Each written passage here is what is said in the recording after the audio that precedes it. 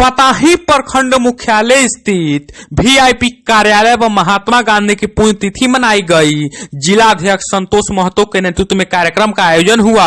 साथ ही बलिदान दिवस व भारत के स्वतंत्रता संग्राम में अपने प्राणों की आहुति देने वाले शहीदों की स्मृति में 2 मिनट का मौन रखा। संतोष महतो ने कहा है कि गांधी जी ने न्याय, करुणा, प्रेम, सत्य और अहिंसा को अपना जीवन समर्पित किया था। मौके पर प्रखंड अध्यक्ष शैलेंद्र सहनी, मीडिया प्रभारी विमल सहनी, चुन्नू कुंवर, रोशन महतो, ललन शाह, रोशन मंडल, कुनकुन सिंह, धर्मेंद्र पासवान, हरिशंकर पंडित, राजू ठाकुर आदि मौजूद रहे।